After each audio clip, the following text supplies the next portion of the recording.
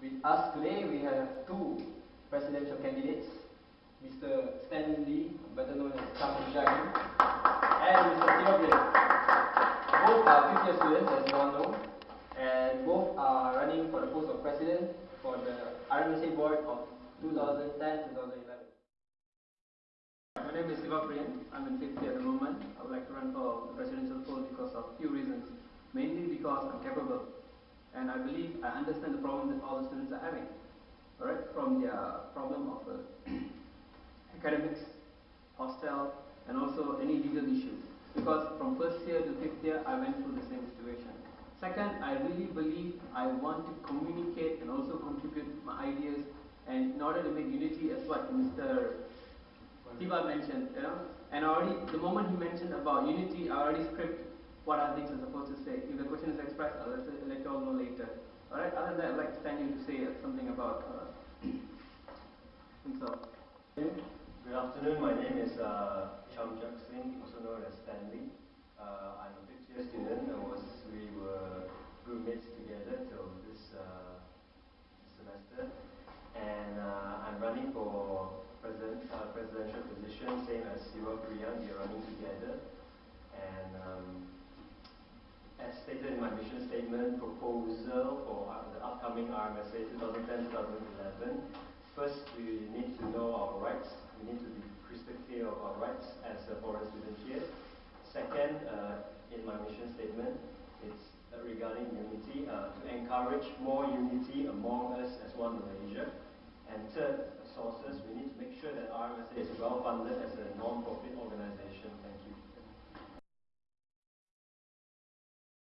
What we think can be improved is RMSA and RSMU in general, and mostly related to the Malaysian students. So, in short, let's give 2 minutes to Mr. Stanley to explain what is his personal views on the current situation of the Malaysian students here in RSMU. Mr. Stanley, 2 minutes, please. Alright, the current student life here in Russian State Medical University has, I would say, improved from when I came in year 2004-2005. The system here is more like being flexible, and at times being too flexible, where we tend to skip classes or tend to skip lectures and do not pass our exams on time, and a lot of hanky-panky stuff. But lately, after the new dean was elected, Mr. Vespaliok, and a lot of things regarding our education here has changed for the better, of course. We are encouraged to go for all classes and all lectures despite whatever reasons there might be, and also pass all exams on time, on the date set, be it we might want to go back earlier, this and that. And as for RMSA, I would see that it started with a senior called Wick, and that time he was the first one who went around very strongly about having to have this association as Malaysians together. But unfortunately, due to certain circumstances, the body was not, it started off fine, but the thing is, it did not last well. And up to one point, certain students are, instead of being helped, we are being threatened. Hence, the new board came out, the Asman and Eric's here. And after that, now Jiren and Dinesh here. But the thing is, being a leader in a student body is about to pass down what we have known to the next board. Thank you. Thank you very much, Mr. Stanley. So the same question goes to Mr. Siva Priyan. What are your personal views of the university, the student life in general, and also of the student body RMSA? Okay, mainly we have lack of awareness. I really believe a lack of awareness in NOC issue recently. Let's just talk about the current issue, NOC. Okay, quality of students when doing class, and our academic level world class. What would you do to be a good doctor in world class level? And lastly, about the practical issue. So these current issues are not many students, practically right now, like our first year students in our debate at the moment, right? So the awareness that we should give them.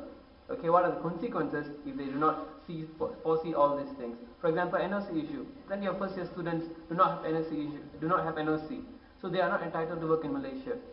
Am I right? Second, if they do not have NOC, they can work in anywhere except for Malaysia. Next, quality of students. Since we only have to get 3, 4 or 5 in order to pass any exam. So we should actually improvise this. Maybe we should bring percentage into the account, or bring the practical or quality of them in bringing thesis in each subject, so that they can actually prove better. Lastly is our practical. Our Malaysian students in RSMU are lack of plenty of practical qualities. So how to improvise it? Okay, can paramedic help in it? Or any good students or any previous student actually already got a certificate as a orthopedic or a medical assistant, can they help us in this issue? For example, student help student. Right? There's a few things that I would like to bring. It's all in under scope of awareness. Thank you. Thank you very much, Mr. Siva.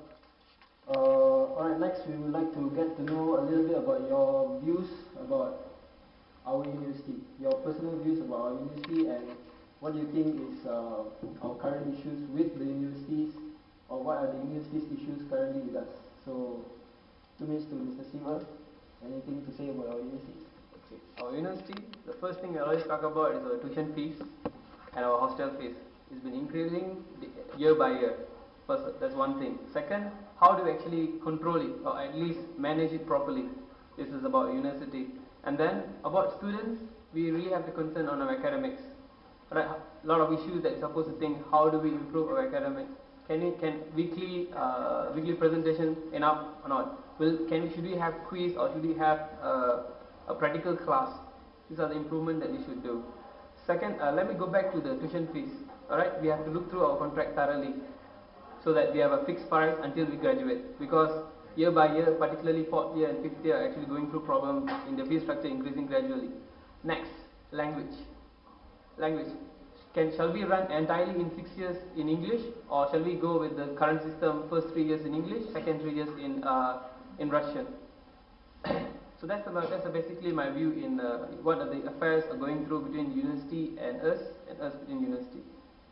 Okay, thank you very much, Mr. Siva. Same question goes to Mr. Stanley. What are your views on the university and the issues that in regards to Malaysian students?